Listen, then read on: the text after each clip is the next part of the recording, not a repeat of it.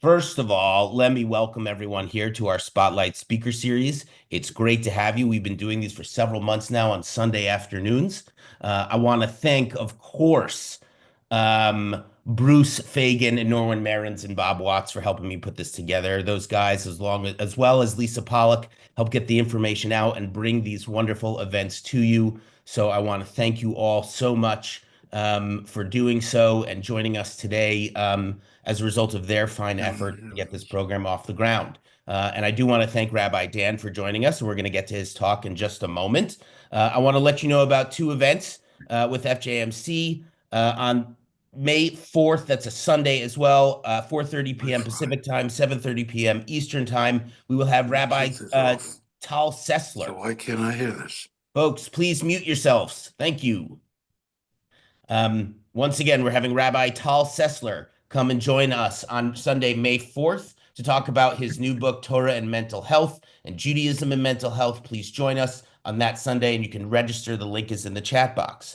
Also, if you have not yet registered for our Chicago convention, please do so. You can do so at the link below. We would love to have you. It's taking place this July 3rd through the 6th in Chicago. It's going to be beautiful. We're going to have a boat tour. We're going to enjoy Chicago and have all these amazing speakers and have lots of wonderful energy when we introduce you to all these great new things and a new direction that FJMC is going to take. We would love to have you all there so we can bring you in as part of the family as well. Now, a few ground rules before I get to Rabbi Dan's biography. Rabbi Dan's going to speak, and after he's concluded with his remarks, then we'll take questions. I know some people submitted questions in advance upon registering, so we'll get to those first, and then we will of course take questions from the audience. Please remember to keep yourselves muted unless others have invited you to speak, like myself. If you have any praise or questions regarding this content or future content that we might put together for the speaker series, please reach out to me. I especially like the praise and positive feedback. If you have any problems or concerns or negative things to say, please send them to our highest ranking member on board here, Bruce Tomar. And he can be found at btomar@fjmc.org. Lovely to see you too, Bruce. Okay, let's get to Rabbi Dan's biography, and then we'll have Rabbi Dan Horwitz speak. Rabbi Dan Horwitz is committed to fostering a joyful Judaism that is inclusive, inspiring, and relevant.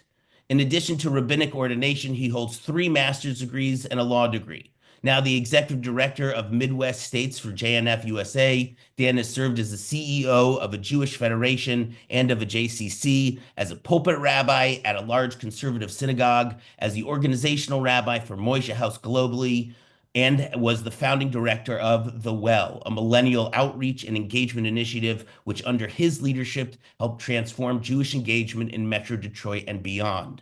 He is the author of Just Jewish, which is really the focus of our conversation today, how to engage millennials and build a vibrant Jewish future. I have it on Kindle. It's fantastic.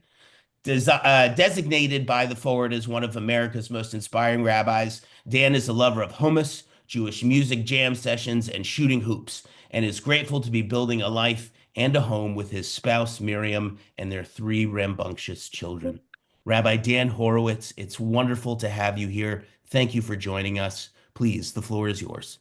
A pleasure. Thank you so much, Rabbi Raucher, for having me. I actually knew Rabbi Raucher back when I started at Ziegler in Los Angeles. He was a year ahead of me. And aside from the fact that I was jealous that walking around Los Angeles, everybody thought he was Ben Stiller, so he got a lot of attention, he was also a mensch, an incredible student, and someone to look up to there. So it's a privilege. This is the first time we've seen each other in many, many years. So it's a privilege to be able to reconnect in this way as well. Thank you for having me.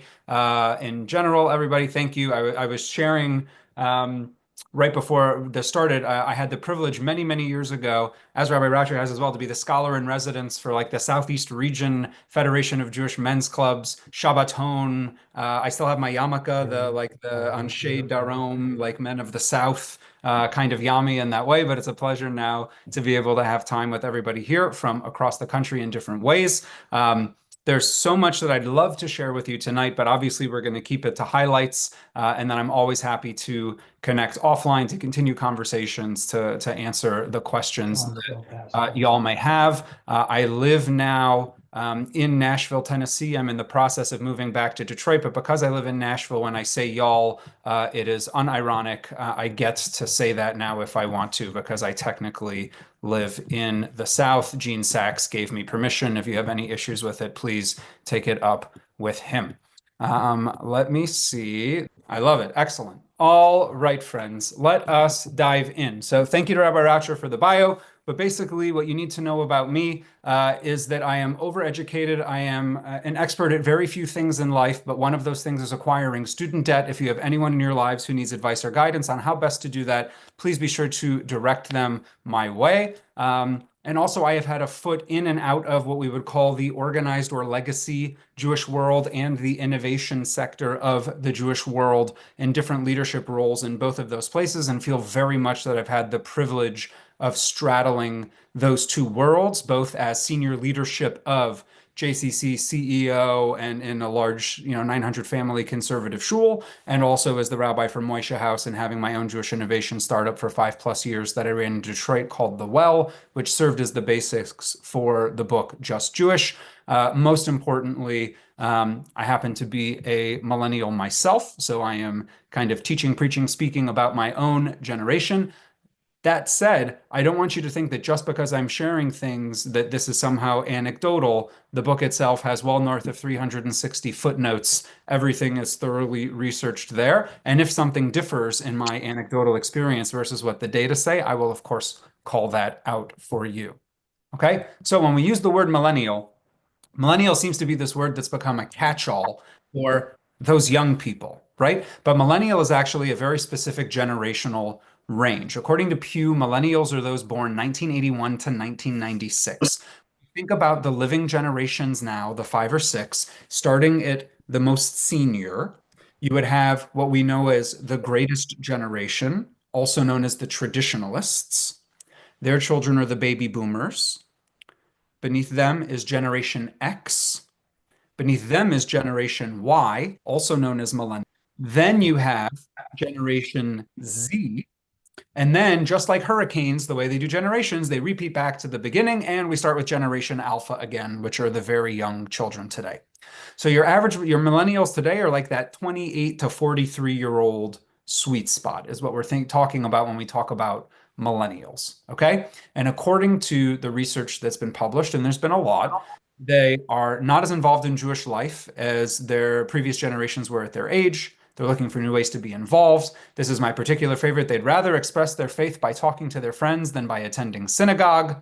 It's important to note that half of millennials who identify as Jewish have parents, one of whom is Jewish and one of whom is not.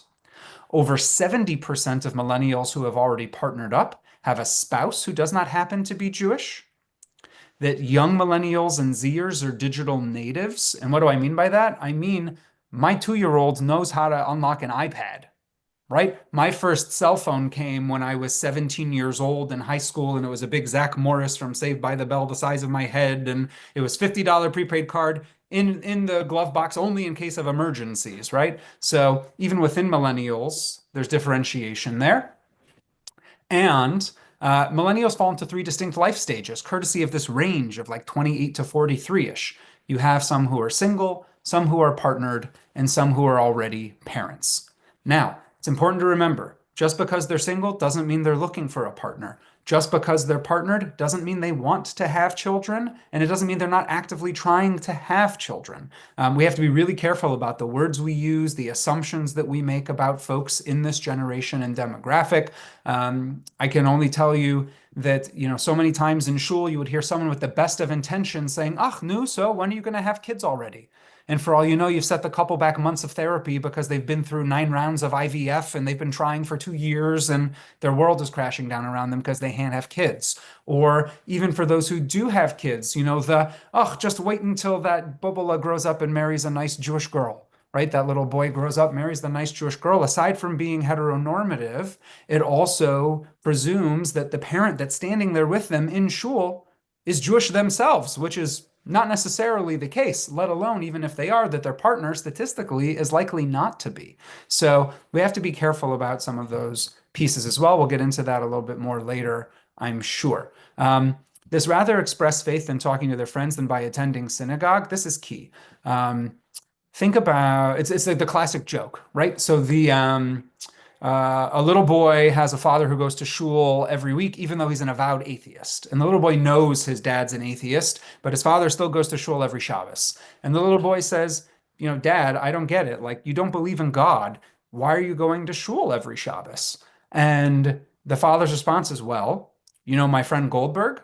Yeah, I know Goldberg. Oh, okay, cool. Well, Goldberg goes to shul every Shabbos to talk to God, and I go to shul every Shabbos to talk to Goldberg. Right? This notion of shul as a community gathering space, a place to see and be seen, schmooze, connect, speak with our friends. That's not unique to millennials. That it goes through many, many generations. I think we have a lot of questions flagging it for later in terms of how much time, effort, energy, and dollars are going into what's happening in the main sanctuary on our high holidays in particular, versus how much time, effort, energy, and dollars are going into the hallway conversations. And how are we fostering and creating opportunities for brotherhood in those moments, in those hallway bonding times? So, food for thought. Okay, so when it comes to millennials, how are we thinking about engagement? How are we connecting with these folks? I like to think about what I would call a funnel of engagement. Okay, so not everybody is going to work their way entirely down the funnel, but ultimately, in terms of what does it look like to get people involved and engaged, working our way down the funnel has tremendous potential and power. So, core engagement techniques. First, one-on-one coffee dates. Having the opportunity to have face-to-face time, getting to know someone, actively listening, 2 ears, 1 mouth, right? Listening more than we speak, showing genuine interest and curiosity in other people. There is no subject that people like speaking about more than themselves. There are a few exceptions to that rule, admittedly, but overwhelmingly, if you create the opportunity for someone to share about themselves and their lives with you, they're excited about it and open to it. Whether it's, and I don't happen to be a coffee drinker, I drink a lot of tea, which apparently stains your teeth worse, let the record show. My dentist taught me that one. But creating that opportunity to really just engage with someone and be what I would call capital P present with another person. Don't have your phone on the table. Have your phone away. Show them that there's no one more important in the world to you than them in that moment, and getting to be making eye contact and see and hear and listen and all of those things. If you've actively listened properly, then you'll figure out the next thing that you should potentially try to invite that person to, and or who to introduce them to. So when I think about building Keilah Kedosha, sacred community, the big piece of that every person, included not just the professional staff and the rabbis, the laity, have the ability, the congregation has the ability to be network weavers, to weave people into community.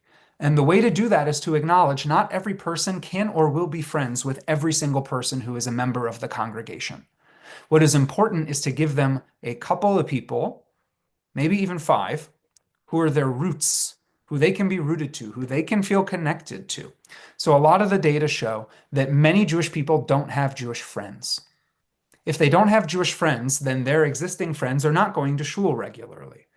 And we know that people are overwhelmingly lonely, that despite being digitally hyper-connected in today's world, that folks feel lonely.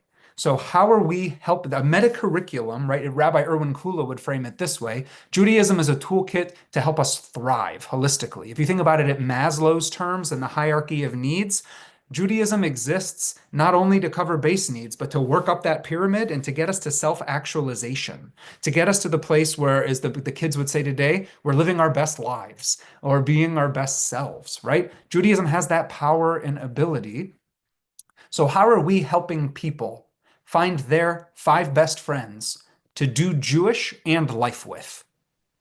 Because the only reason anyone gets up off the sofa in order to go and do something Jewish is if there's a lot on Netflix, by the way, and sweatpants are incredibly comfortable. I don't know if you've realized this, right? So like the only reason someone's going to put on not sweatpants and leave Netflix is because they have friends reaching out to them to come join them to do something Jewish, or they feel they have friends they can reach out to invite in order to accompany them to go and do something Jewish.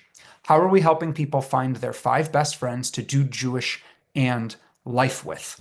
So, you've had a one-on-one coffee date with someone, or you've had a random interaction with someone. The first question, someone new comes to shul and you've welcomed them because you have a welcoming committee in place that greets new people as they walk in. That's amazing. As you learn about them, this would be a workshop challenge that you should do or could think about doing with your, I don't like the word should, sorry, but you can think about doing with your boards or with your men's clubs boards. Go on a coffee date or a mock coffee date, and after it, write down 3 to 5 people in your network that you would love to introduce that person to because you think they're going to hit it off because of something you learned about them during that conversation. And then facilitate that introduction. And one of the best ways and places to facilitate that introduction is over a Shabbat dinner. So intimate Shabbat dinner, somebody's home, what Priya Parker would call a curated group, right? So not a, hey, anyone who wants to come to my house to dinner, there's always another chair at the table. That runs very counter to our Jewish ethos sometimes, which is like, oh, there's always room for one more. But if your goal of the meal is not just to provide food for people, but if your goal is to weave people into community, sometimes it's okay to be exclusive in the context of, I'm having a set group of 10 to 12 people at my house. It is a curated group of people because I am looking to weave in these 2 couples and I'm bringing 3 or 4 other couples that I'm quite confident they'll hit it off with. That is our group for tonight. Other people can hurt that group dynamic. I'd love to have you for Shabbos next week or the week after, and let's build a different group dynamic and experience and or have a different goal for what that meal might be. But if the goal is weaving people in, having a thoughtful curated group is important. One of the big mistakes that we make is we go on this coffee date and then we say, okay, great, now come to shul. Well, guess what? If someone's interested in talking to Goldberg and davening isn't their thing, inviting them to Shabbos services may not be the best way to weave them into shul. There may be a community service or social action project going on. There may be something Israel-oriented going on. There's lots of different, what I would call entry ramps into shul communities. And too often, just because the next thing on the calendar is davening, we think, oh, let's invite them to davening. But there are plenty of people who are members of conservative shuls and very active in shul and in brotherhood, whatever it is, and going to shul Shabbos morning is not a big part of their lives.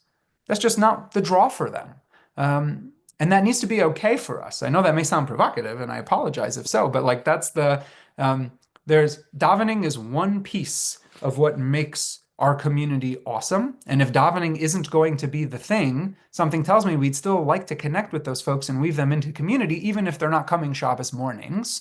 And how are we thinking thoughtfully about, I'd rather you wait 6 weeks to invite the person to something that clicks because they said they were really passionate about X during your coffee, and that thing is 6 weeks later, better to wait 6 weeks to follow up and invite them to the thing and say, hey, I remembered in our coffee, you said you were passionate about whatever it is. We're doing something along those lines. Come and join. Now you're cultivating a relationship of trust, right? Now they know that you've listened actively and you're not simply, the biggest challenge we have in all of this for any age, millennials included, is the feeling is that synagogues are struggling and what synagogues need is my money, and they don't really care about me and my flourishing as a human being.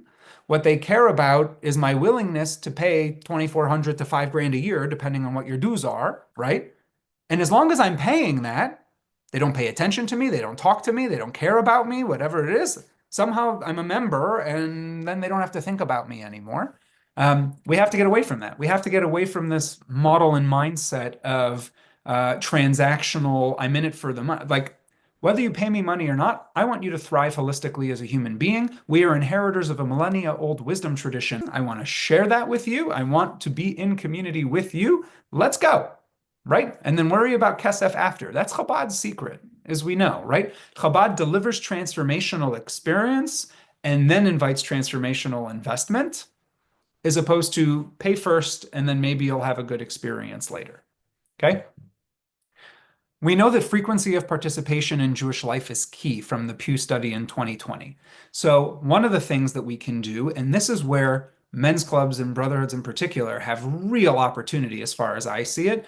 The mega church has figured this out and they cultivate small groups, right? They different names for these in different places, whatever. Dr. Rabbi Ron Wolfson writes about this in Relational Judaism. He goes to Saddleback, this major church in LA, not only the greeting corps, all of these things, but he says to them, he sees these people who are the greeters at shul, church. When do you pray? And they're like, well, we pray on Wednesday nights, like because our ministry is welcoming, right? So, but these groups, they all meet pretty much weekly, independently of whatever their major service is, to do Bible study, to be in fellowship, all of these kinds of things. Small groups are tremendously powerful. They don't take a lot of staff time because they can be lay run and lay driven.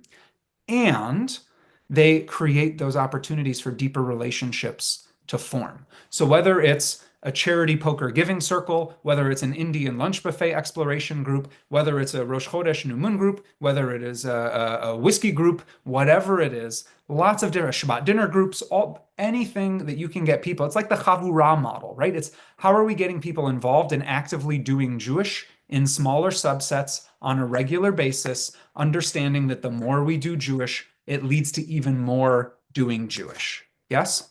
Cool. The language here, and I want to frame this, and I've obviously there's so much I want to talk about tonight, and I have to keep it tight, but there's an awesome podcast called the Judaism Unbound podcast, and thinkers Dan Liebenson and Rabbi Lex Rofberg put out a concept many years ago that I think for me has been really helpful in terms of framing. For Orthodox Jews overwhelmingly, and some subset of non-Orthodox Jews, Judaism is our operating system. Judaism is if you think about your phone, the operating system is the system on which all of the apps are built. It is the background system. Everything flows through your operating system. For Orthodox Jews and some small subset of non-Orthodox Jews, Judaism is their operating system, the lens through which they view everything in the world. For the overwhelming majority of North American Jews and for the majority of conservative Jews in North America, I would argue, Judaism is an app. It is one of many apps on your phone that you have to open at any given time. And a huge chunk of our challenge is to inspire folks to want to open the Judaism app over and over again when we're in an attention economy where everyone is vying for their attention and wants them to open every app left and right that they can possibly get their hands on. They have more brighter lights and bigger budgets than we do. It's hard. It's hard to compete in that space. And for some, the goal is how do we get app Jews to turn into operating system Jews? But for the overwhelming majority, that is never going to be the case. And the question becomes, how do we get people into such a routine of opening the Judaism app, so to speak, that it just becomes second nature and they do it all the darn time, regardless of whether or not it's their operating system? That is a huge focus. One of the real challenges with the conservative movement today, my outside diagnosis as a product of, is that the movement itself assumes operating system, but the majority of the people subscribing are app.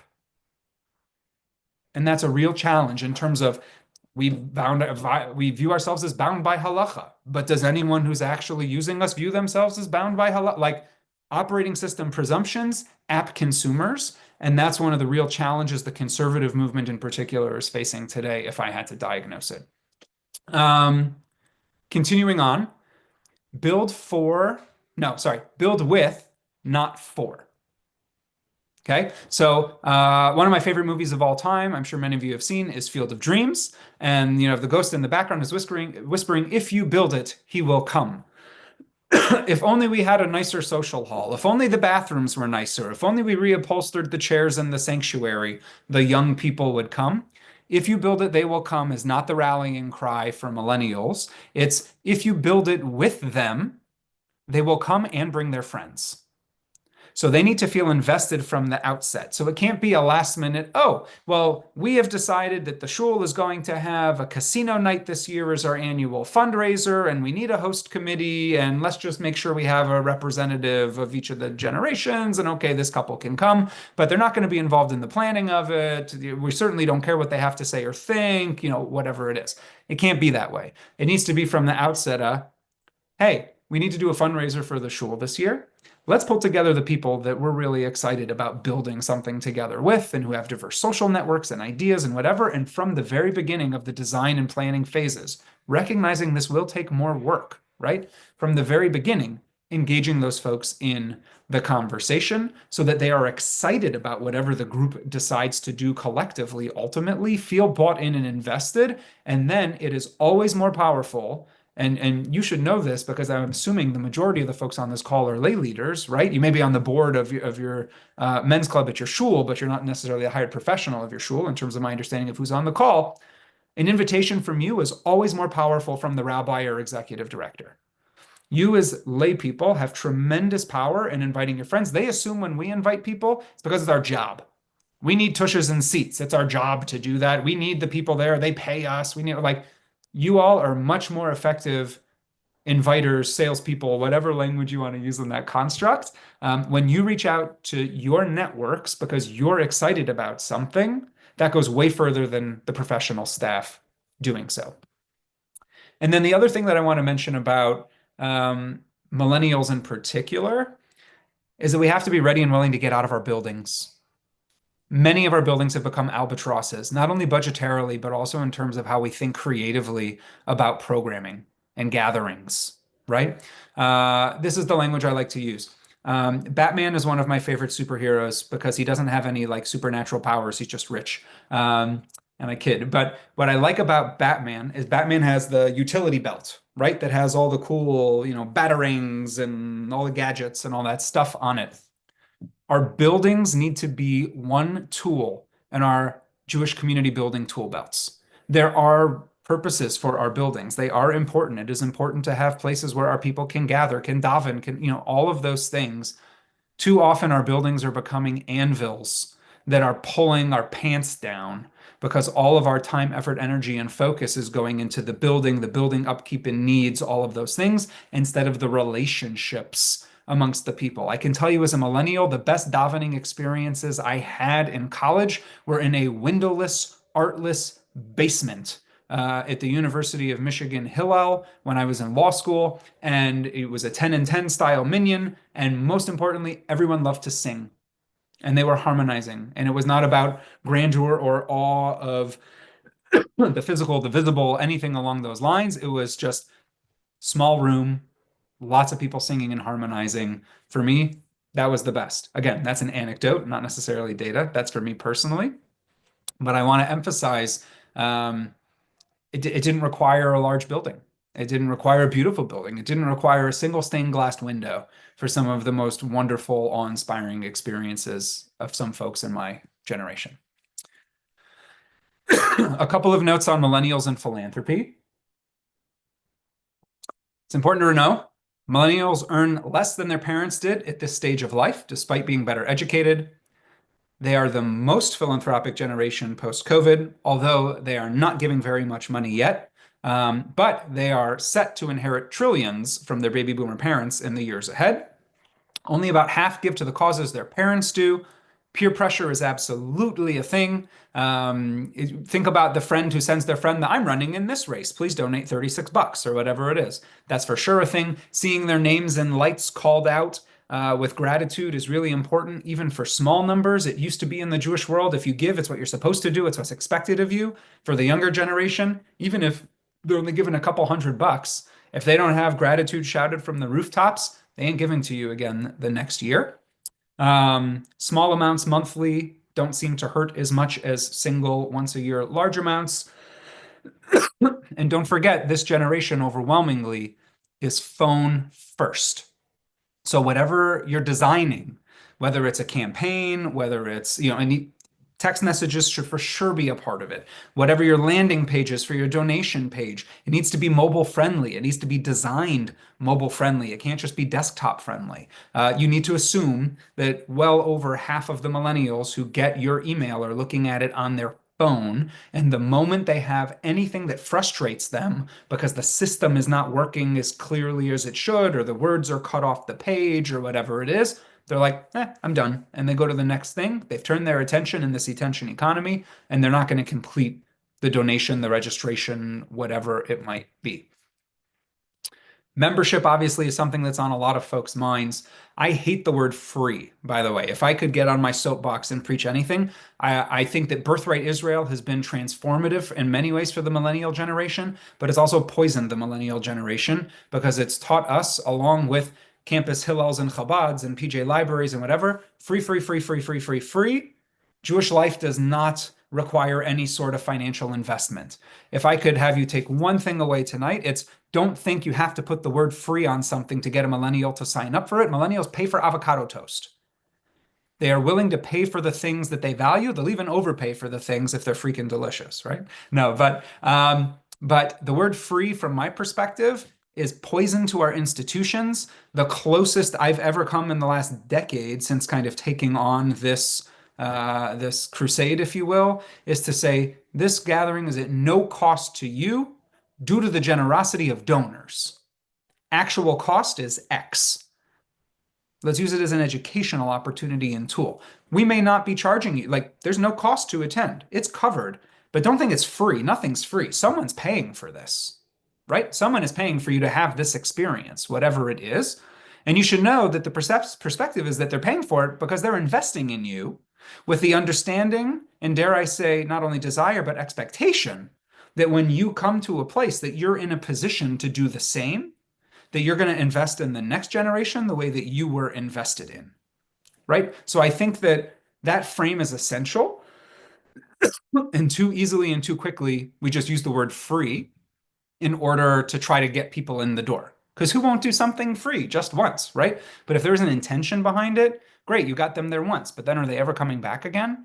Right? And if it's just free every single time, are you actually growing them? Are you growing relationship? Are you growing investment in your organization, your work, your community, whatever it is?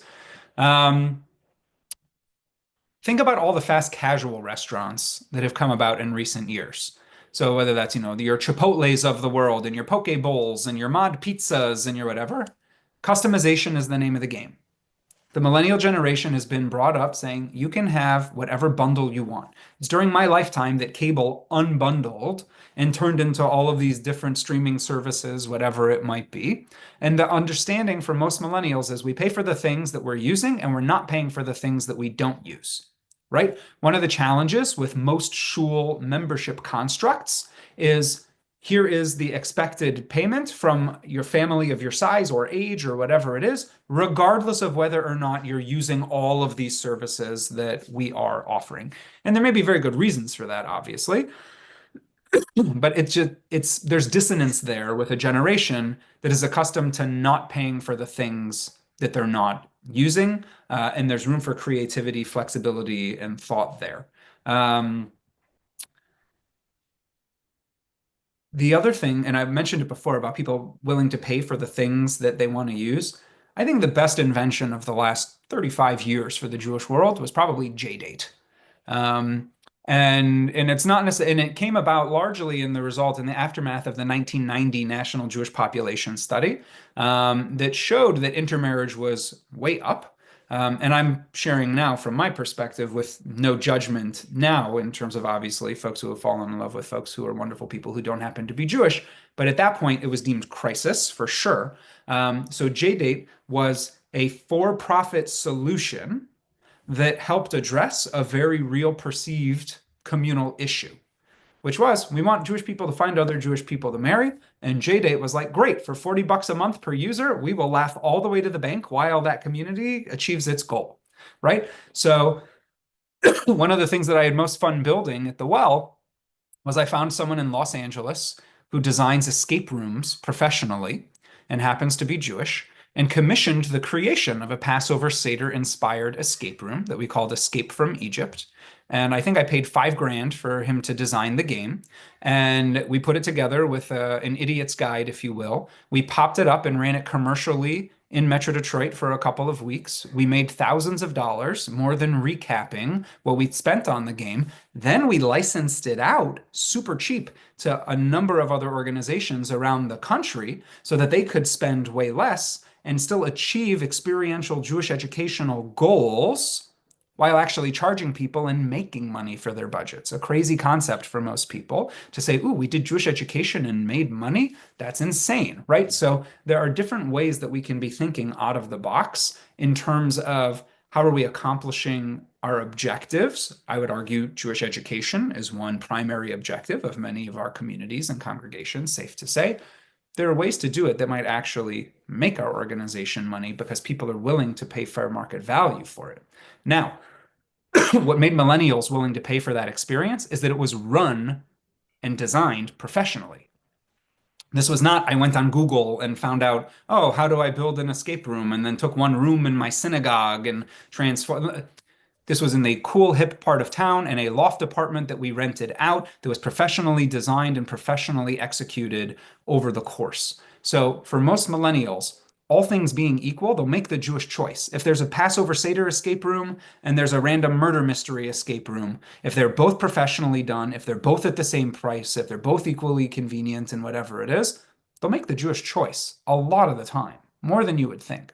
And the same is true for nursery schools. The same is true for summer camps. The same is true for fitness centers. But that's why JCCs have the hardest time. What? They're not coming to work out here. It's because they're not going to drive by 8 other fitness centers, some of which are nicer and charge significantly less than you, just so that they can go to the Jewish community center in order to work out. It needs to be equal in terms of what they're paying, what they're getting in return, and its convenience factor. The last piece before we open it up for questions. So this one's a little more snickety, but there are over 100 words for God in the Jewish tradition. The word God is a very loaded word for a lot of people. For a lot of people, it conveys old man in the sky who is watching over them and judging them. If you're a high holiday Jew specifically, and you're going and you're reading the Unatana Tokef, and God is there watching over you, counting you as the sheep pass before the shepherd, and who will live and who will die, and on Yom Kippur, Rosh Hashanah, it's written in Yom Kippur, it's sealed. That's meant to be allegory. That's meant to be poetry. It's meant to be imagery. It's meant to transport us in a way to think about if this was our last day and we were being judged. Are we living up to the version of ourselves, that best version of ourselves that we really would want to be? Not that there's actually a God in the sky who's looking down on us and judging us and writing us into a book of life or death, right? For your average millennial, their theology does not match. And I would argue it's not just millennials, by the way. Their theology does not match what is written in our prayers. Because many of our prayers come from Sadia Gaon's 9th century prayer book. Some of them come earlier, some come later. They're overwhelmingly pre-Enlightenment. It doesn't match. And what millennials crave more than anything is authenticity. So showing up to pray to the God that I probably don't believe in a language that I don't really speak or understand, and that if I did understand, I wouldn't actually agree with 90% of the words on the page in terms of what I'm saying, that's a real challenge. I want to acknowledge that challenge. And that's not to say that there isn't power in reciting the words that our ancestors recited and feeling that Lador Vador connection and tradition. Those things exist too, absolutely. But given travel soccer and everything else that is vying for people's time and attention, fewer and fewer folks have the literacy necessary to daven in our main sanctuaries the way that our main sanctuaries daven.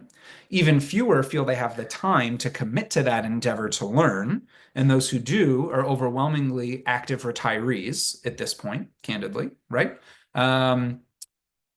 It's a real challenge for us. I actually like that we pray in Hebrew because for me, it's mantra, right? I don't even have to think about what the words mean because I can just get lost in the words and imbue them with whatever meanings I want those words to have, because while I'm a conversational Hebrew speaker, I'm not a native level fluent speaker, so I can disassociate.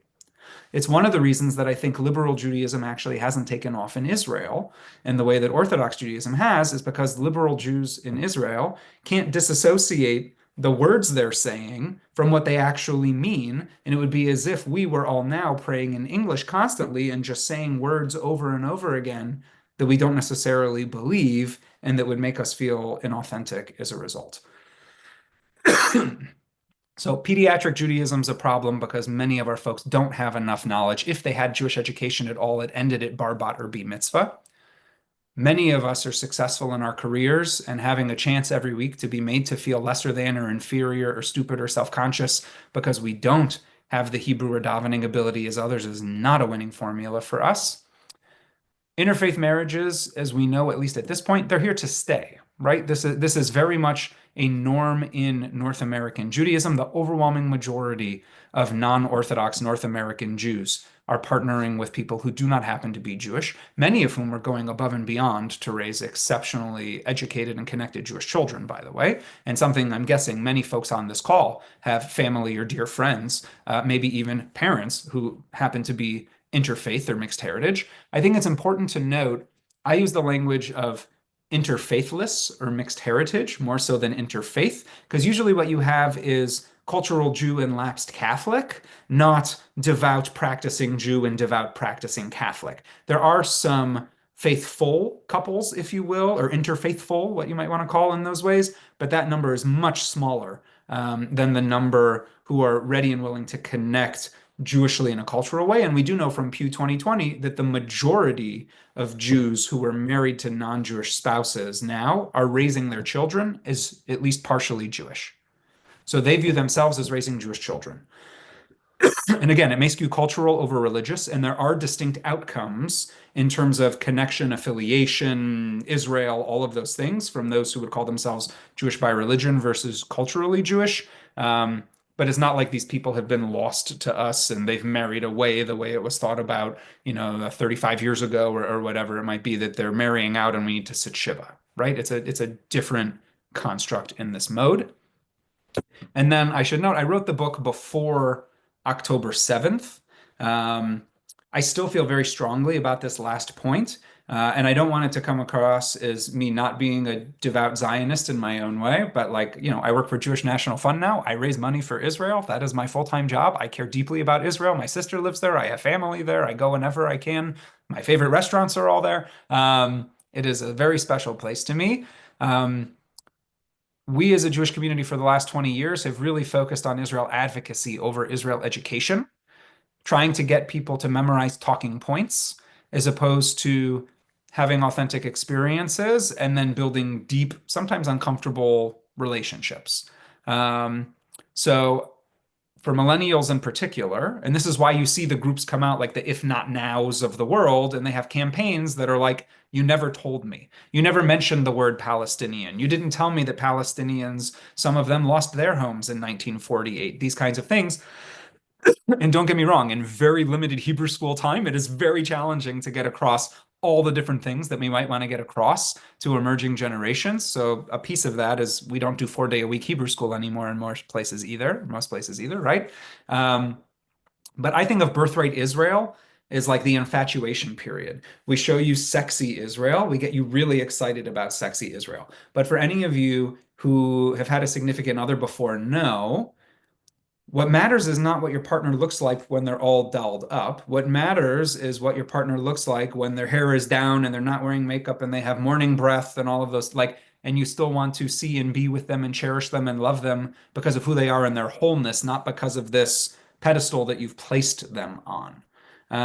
And I think for a lot of our young people, one of the challenges we've had, courtesy of advocacy, is Israel can do no wrong. Israel is pedestaled. Israel is this amazing, wonderful place, as opposed to Israel is a very real place with very amazing things that it has done, above and beyond, borderline miraculous, and with very real challenges. Right? All you have to go is take a walk in South Tel Aviv and see hundreds and hundreds of Eritreans and Sudanese sleeping on park benches to understand that there are challenges in Israel too, courtesy of what's happening in the broader region, let alone some of the other issues that are there, right? So when it comes to Israel, yes, obviously advocate for Israel's right to exist and safety and security and to defend itself and all of these pieces. And I don't think that there's anything wrong in acknowledging that our narrative is not necessarily a universally shared narrative, and educating rather than trying to speak to talking points that can be refuted on campus. And if they don't have all of the talking points memorized, now all of a sudden they're having a crisis, I think is a much better recipe for success on that front in the long term. So that's the spiel piece. Thank you for letting me talk at you for roughly half an hour. And I'm going to take a sip of water and then I'm, of course, happy to answer any and all questions along the way. I also want to, I've had the privilege of, I've already, a couple of the people on the call, I've been to a couple of your synagogues for author in residence, scholar in residence stuff. Like, always be in touch with me for questions about anything on the book. If your community is looking for someone to come and speak, be with you, consult with your board, your men's club, whatever. My goal is to be as helpful as humanly possible, getting the word out and helping our organizations thrive. So. Rabbi Horwitz, thank you so much. You were so wonderful in that presentation. You spoke eloquently with great wisdom, and it certainly is a pleasure to hear you bring all your expertise and experience in these organizations and working with millennials to the fore for us to understand. There are any number of points that you hit on that resonated with me, that I'm sure many of our guys have heard of before in the earlier conversations that we were having. You talked about Judaism Unbound. I've loved that podcast ever since it came out. One of the earlier episodes did talk about fundraising and how most of the time, we have the premise of it wrong. We, imagine ourselves standing in front of a restaurant that we're running, and rather than telling people how delicious the food is and how much better the food will make their lives, or more meaningful the food will make their lives, and how tasty the food is, we stand outside the restaurant and say, come give us your money because we want to be here tomorrow. And that's no way to convince someone to come in and sit down and taste your cuisine. And I also equally appreciated the points you were making about Judaism as the operating system as opposed to the app, particularly with the differences amongst the more traditional communities, and then I would say the more progressive communities. I think it's fair to say that when we say operating system, we also mean with a communal mindset. That is to say, I keep kosher because other people in the community keep kosher, and so therefore I need to keep a kosher kitchen and I need to practice kashrut for all those reasons, as opposed to I have my own choices and my own decisions that I want to make when living my own Jewish life. And there might be a community, but I don't necessarily need to have a strong practice in order to better that community or support the community. It sounds a lot, like what Dr. Arnold Eisen talks about when he talks about the sovereign self, how primarily now Jews are choosing to go their own individual path with things and make their own individual way and be their own individual authority when it comes to determining what is really important in their lives for living a meaningful Jewish life. And that also touches on the point where you talked about bundling, right, with the cable companies and particularly with the apps, of making it a much more individualized experience than it is on a communal level, particularly in synagogues, right? Where you have to pay kind of like the insurance model of membership. You pay for this and you get everything, even though you may not really need it. And so people are much more particular. Millennials, for instance, are much more particular and specific about the individualized experience that they want to create for themselves within the Jewish community. I wonder, Rabbi Dan, can you speak to that for a second, which is to say FJMC has this primarily communal-based model, right? It exists within synagogues. It is a club-based model, right? And yet we understand the need for creating a doorway for individual people, for individual membership and individual experiences. In your expertise, how do we create that or begin to shift and evolve in that way that A, allows us to maintain the clubs that we have for all the current wonderful members that exist within those clubs, but also create the doorways for individual members to have that app experience through FJMC and bundle what they really want from us? Sure. Look, my sense in general is that in today's era, first of all, everybody's a Jew by choice, right? Anyone who doesn't want to be Jewish overwhelmingly has the ability to walk away and say, I'm not Jewish anymore, to assimilate away, to blend in, to practice a different faith, it's funny. I'm in the heart of the Bible Belt now, and there are a lot of believers here, and there are a lot of people who have come to Jesus and done their piece, and some of them grew up in the Jewish community. And people are, for Jews, it's like, how could someone go from being Jewish and into, and I'm like, I'm a rabbi. I've officiated dozens and dozens of conversions over the years. People are on journeys, right? Like not everything is going to be right for somebody. So I think that men's clubs in particular are really intriguing, what I would call opportunity and challenge, right? Partially because many of the men's clubs are really only drawing from their congregation's membership, right? So I think the question becomes, how is it that a congregational men's club could view itself as being the men's camaraderie building club and group and even seeding micro groups around town or whatever, and has nothing to do with the congregation in terms of who they're touching or reaching, right? What does it look like if men's clubs become the gateway into the congregation, as opposed to having to wait for the congregation to recruit people so that they can then be recruited to men's club? Because there's so much good stuff that's going on in terms of brotherhood and programming and helping people find their people and co-creating with that next generation and saying we want you involved and engaged. And even if you haven't joined the shul, this is another avenue that we can go and help enhance and enrich and help you flourish in your Jewish life. So I think there's a way to think about it that way, getting outside the walls. And again, we don't do this well as Jews because we're not proselytizers, and it feels uncomfortable for most of us to like, we're spreading the good news or sharing the word, right? And most Jewish people who we approach would be like, that's no, that's not how I think, right? So that it. I'm not suggesting that we should be zealots out on the streets in a way that feels uncomfortable or inauthentic. But I think if one of the questions that y'all have is how are we enticing the next generation to come and want to be part of this group? I think it can't be just trying to guess what they want and then trying to build from the top down. I think it needs to be engaging those folks, whether they happen to be members of the congregation yet or not.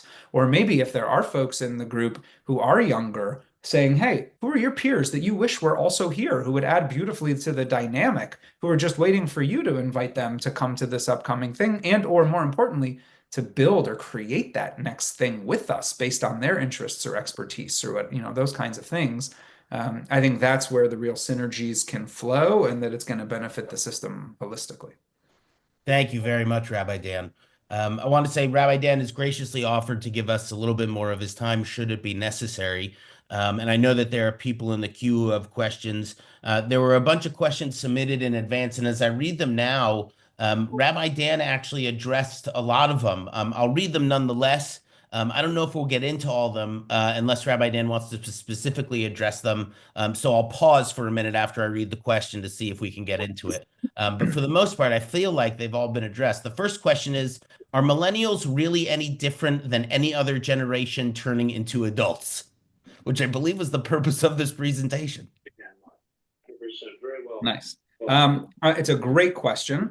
And my experience would be yes, just because the world is fundamentally different than it was when previous generations. That's not to say that there wasn't also turbulence and turmoil and those kinds of things, but there are very real differences as it relates to how much material wealth do millennials have as compared with previous generations? What's their educational status as compared with previous generations? How much further removed from the Holocaust are we, and removed from the founding of the state of Israel are we than previous generations? So my answer is, I think a lot of the stuff in the book is relevant to folks cross-generationally, and I do think that there are certain key things and markers that make the millennial generation comparatively unique. Thank you. Thank you. Next question. We are maybe 75% senior congregation. When we have a men's club event, most attendees are seniors. Thus, if by chance we get a younger member to show up, all he sees are seniors. How do you then keep not only him to come back, but to have younger men show up when they do not see their peers showing up? So I guess the question is, if a younger person shows up, how do you really keep them engaged? Look, so there is something to be said for the coolness of youth. That is a real concept, and whether we like it or not. And don't get me wrong, I am someone who's a huge fan of the power of intergenerational community and its value. It's one of the reasons that shul communities are so special, right? There's been literature that talks about, especially for teens, the number of adults, not their parents, that they feel know who they are, care about them, know them by name, check in with them regularly, that there are immediate correlative drops in depression and suicidal ideation, the larger the number is of adults that they feel care about them in their lives. So there's no question that intergenerational community is powerful. And there's no question that for a young person, most young people walking into a room, if it doesn't look a lot like them, we did an event at the Well once. It was an intergenerational event. It was probably 50-50 in terms of young folks and more seasoned folks. It was a Friday night Kabbalat Shabbat in the round experience with instruments and those kinds of things at a historic Detroit synagogue. Um, we did surveys after. The young people said it was all old people, and the old people said this was the best event I've been to in years. Right? So it's a very that is a real challenge, and I want to acknowledge that. A piece of it is co-creating with the younger member so that they know what they're walking into and they know the guest list and they're not just showing up into the room if they're already a younger member, A. And then B, I think one of the real challenges and questions that we have to ask ourselves, and this can be uncomfortable, so I'll acknowledge that as well. Why does it matter? Why is it important for the 75% of the congregation who are seniors and thus overwhelmingly making up the men's club? Why is it important to them that younger men be present at that gathering? What is the perceived value add for you? What is the perceived value add for them that makes it exciting for them to want to be there and to do it? And too often for a lot of our organizations, it's because we want to propagate the organization. It's really important. The synagogue's important to me, so I need to make sure that the synagogue continues because I inherited the synagogue. I love the synagogue. It makes me feel good. But if someone else has decided that they don't want synagogue, or that isn't what's speaking to them, why is it important that that continues for the next generation? Can it look different? Can we think to the story in the Talmud of, Moses teleporting centuries ahead to Rabbi Akiva's classroom and not understanding anything that's going on? Can we say whatever the next iterations of Judaism are, they might be scaffolded and built on the shoulders of what came before, but look fundamentally different to those of us who have lived through a 20th century and early 21st century American Jewish experience? So I would come back with the questions of why is it important to you that younger people be there? And why should it be important to them that they be there? And then are you able and willing to build the experience with them rather than risk them showing up and being disappointed with it? Thank you, Rabbi Dan. I have one more question that came in advance. What's the best way to go about ensuring that people, particularly the older generation, realize that change is necessary, that the old way of doing things doesn't work anymore to engage this new generation while still respecting the traditions of the past? I love it. The conservative movement in particular, I think, is well placed for this because the mantra of the movement since at least the 1940s or 50s has been tradition and change, right? That this is the tension that we're in. I think that, sorry, repeat the first part because that triggered me. Yeah. What is the best way to go about ensuring that people, particularly the older generation, realize that change is necessary? Got it. Thank you. So what I would say is many people in the Jewish world, this is not unique to men's clubs or synagogues. This is all of our organizations too. Everybody says they want change. But what they mean is they want changed outcomes, but very few are ready and willing to change the inputs. So the challenge in the way of framing for those folks is if we want changed outcomes, it can't just be doing it the way we've always done it.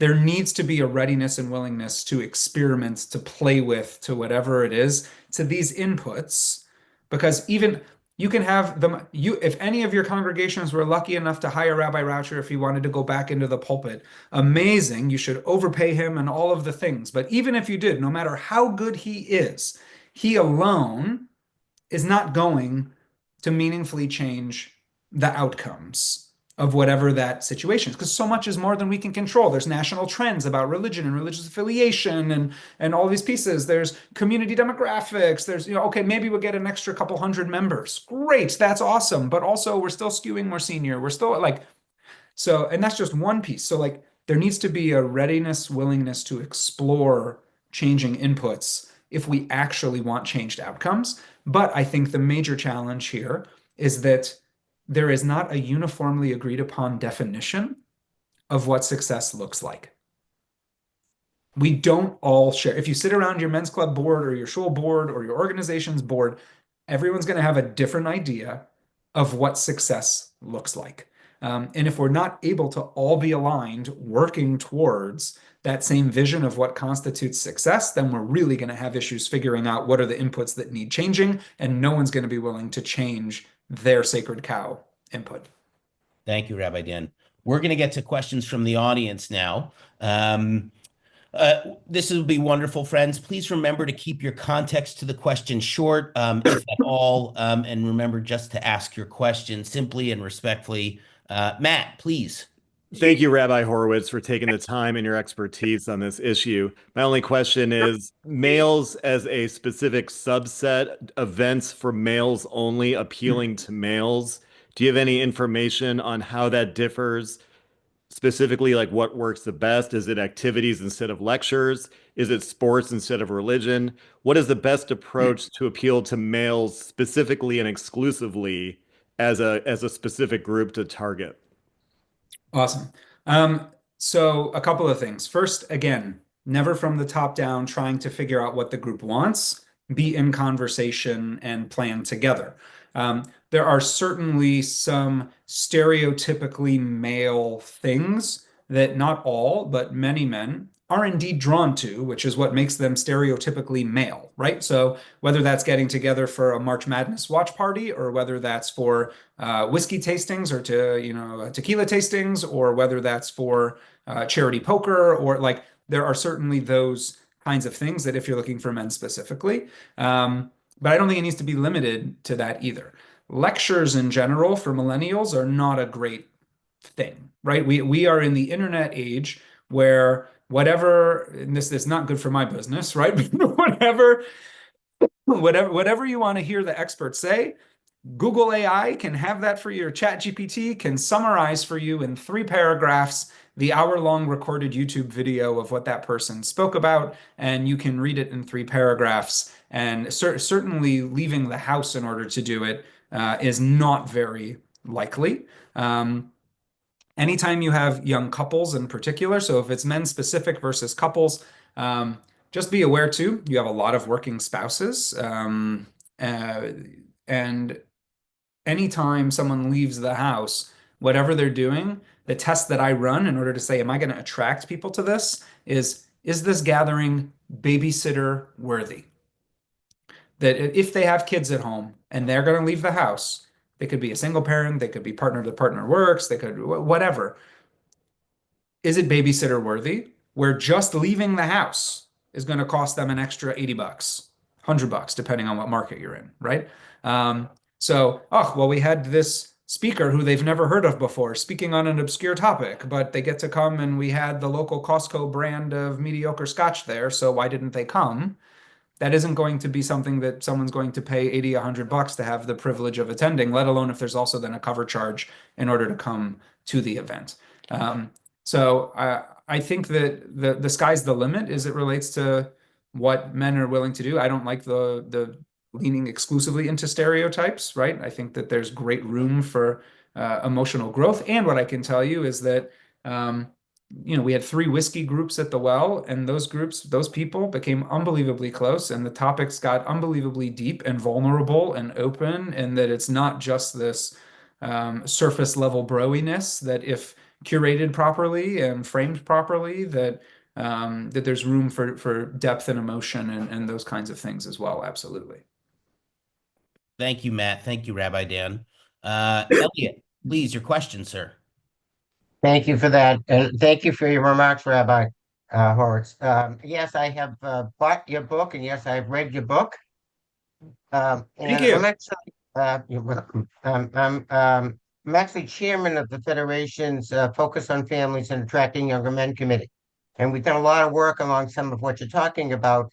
And one of the things that we've had, some of the clubs have had some successes, but is some level of parallel programming where the younger men are doing their own thing. They're invited to the club main events, but the regular club, older men aren't really welcomed. And not welcome is too strong, but not encouraged to be going to the younger guys' events.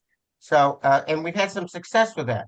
And in fact, my own club, Temple Israel Brotherhood in Sharon, which is, really great club, we've been fortunate to develop the younger guys call themselves little bros. which is nice. And they've actually joined the Brotherhood membership, and we're trying to help them run their own program.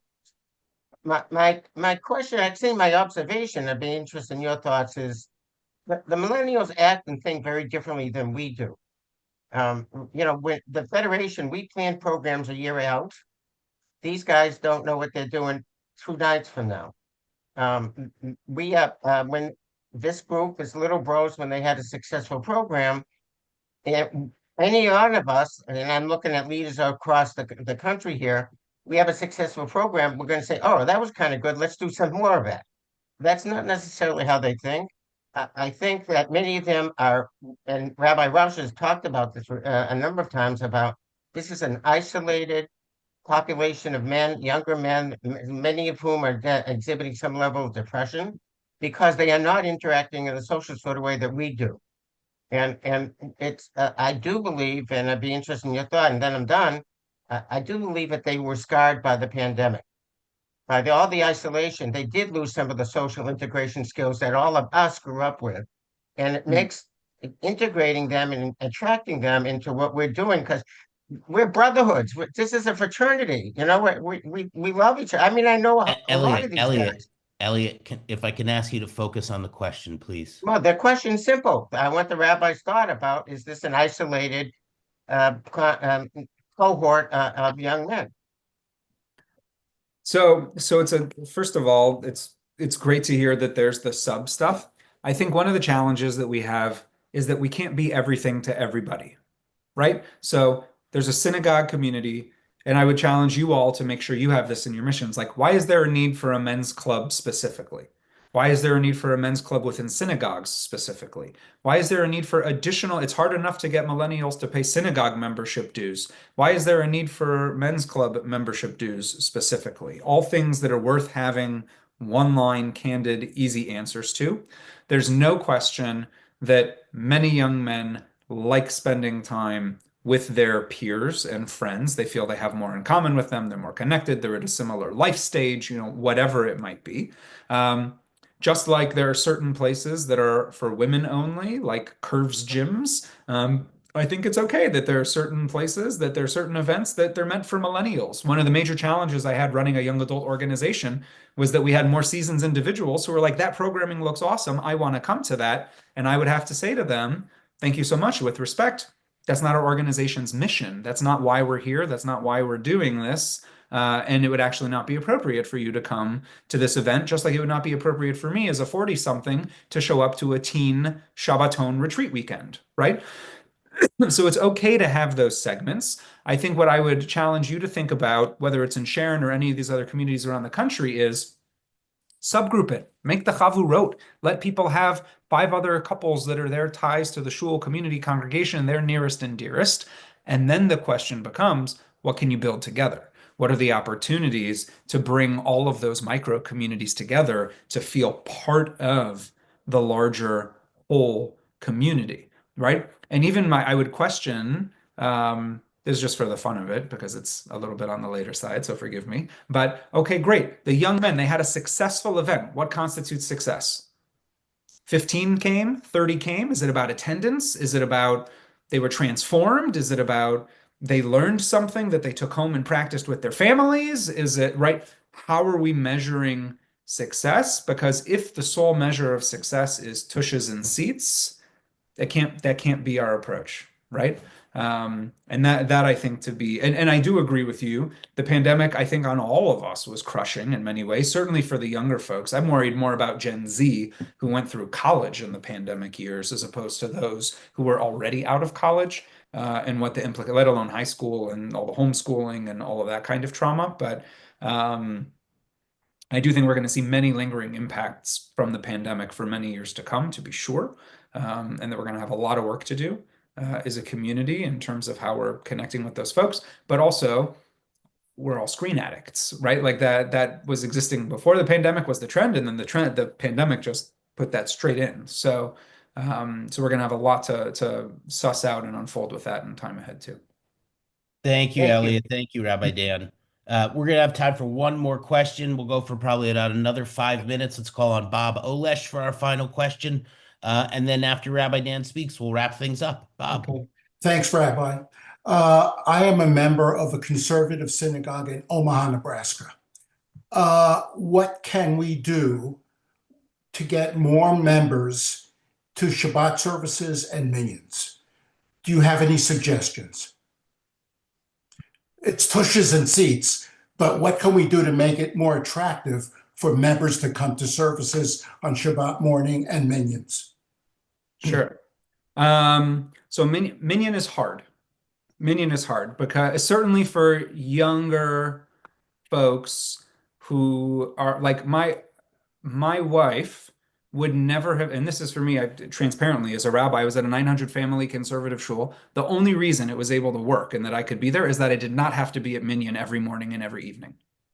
That I had two other rabbis and a cantor, and we were able to have a rotation of when we were at minyan, because my spouse also works full time. So the notion that I'm able to be at the synagogue at 7:30 a.m. or 8 a.m. right at drop-off time for the kids for their school every day of the week would have been a deal breaker for me even accepting the job in the first place. And we do count members on Zoom. Sure. So, and many folks have continued to do that after the pandemic, by the way. So that is totally normative practice now in many places. So first, that I mean, Omaha to begin with is a modest-sized community, right? So in terms of how many folks you're drawing from at any given time, that's a challenge. I think a piece of it could be thinking about it differently. If I were in Omaha right now, I would say if you are interested in being a part of our community, then there are certain not only things you get for your membership dues, but there are certain expectations that come with being actively part of the community, because we give not only our dollars, but we also invest our time and our talents into the community. And one of the things that we do in our community, let's assume we're, I don't know, let's just use a round number, let's call it 300 households for the fun of it, okay? Mm-hmm. If we're a 300 household shul, we probably have at least 500-ish people who are bar mitzvah or older, who are part of that congregation, assuming some are partnered, some are single, some have kids, whatever. One of the expectations that we have for folks who are part of our community is that 3 times a year they attend daily minyan, right? It can be whenever, like there are ways of re-navigating what is it to be part of our community that makes it clear that, oh, well, we'd love to have you be part of us. And you should know, like, one of the things that we do, and it's hard for the already existing institutions, it's hard for folks that this hasn't been their practice, but like one of the things that we do is that we show up at least a few times a year because we believe so strongly that it's essential to not only connect in some way, but to create space for people to say the mourner's Kaddish as they're remembering their loved ones. And just as you would want to make sure that there are enough people there for you when the time, God willing, or far away from now should come, that you might want that. It is one of the special, awesome things we do in this community is to show up, and the rabbi's assistant or the executive or the volunteer coordinator or whoever has a running calendar in order to make sure that we have a morning and evening minyan every day of the year, right? So that's one example of the kind of thing that you might be able to do in order to help cover for minyan. Is it's not a guilt thing, it's not a why aren't you? It's like, this is what we do. We show up for each other. That's what it means to be part of this congregation. And it may be that this isn't the right congregation if the reciprocal expectations are not ones that you're really excited about because you just thought you were getting high holiday tickets, right? So there's something to be said for that. So that's an idea or an example that you could play with. Okay. How about Shabbat services? There's a couple of things that come with it. So first, I don't know the shul or the environment, obviously.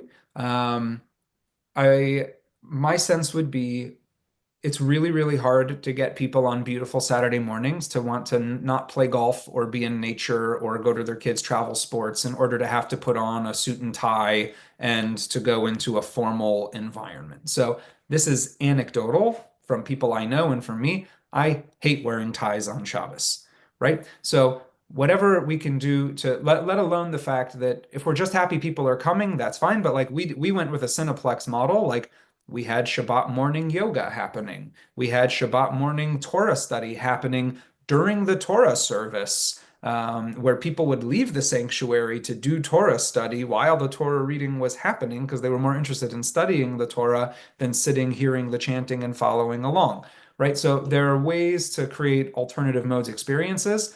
I think food, candidly, is a real way. I'm wondering if your congregation does a lunch. We have a nice kiddush. You mentioned music. Bob, I'm sorry. We've kind of been going for a long time. Okay. You've asked two questions, which has been great. I think Rabbi Dan has tried to answer them by suggesting a couple Okay, of I'm done. proactive ways. Thank you, Bob. Yep. And I want to thank everyone for their time and their questions, especially Rabbi Dan for his time and his wisdom and his expertise, which he generously gave to all of us. So thank you so much, and particularly drawing our attentions to the differences that millennial lifestyle brings and the challenges that Jewish organizations are facing when it comes to that millennial lifestyle and that way of being. Particularly you talked about how, going to Minyan might be something that men would be expected to do, right, a generation ago to help support it. But now men are more expected to be at home, right, watching the kids or taking care of the kids as part of their husbandly, fatherly obligations, right? And understanding those crucial differences about what men are available for, what they're obligated for, what they really want and desire for, like Rabbi Dan talked about, are all really useful in this context. So thank you so much, Rabbi Dan. You've been very gracious with your time and your wisdom. We look forward to hearing more from you. We would love to have you at any one of our events, either as a scholar or as a participant. We know you'd enjoy both.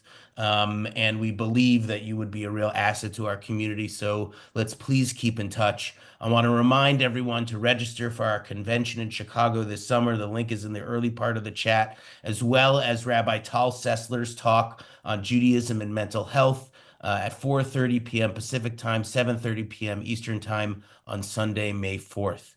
Rabbi Dan, everyone, thank you so much for your time. Thank you so much for your wisdom. Thank you so much for your questions and the conversation. It was really a wonderful experience with all of you. I hope you have a wonderful, wonderful Passover, a Chag Kasher v'Sameach. I hope it's meaningful to you, and I should have put a link in this, but check out FJMC's Seasons of Brotherhood, a workshop for men for the holiday of Passover. It's available on our website and our Facebook page now. Go ahead and check it out, friends. Again, a happy, a healthy, and a meaningful Passover. Take care to all of you.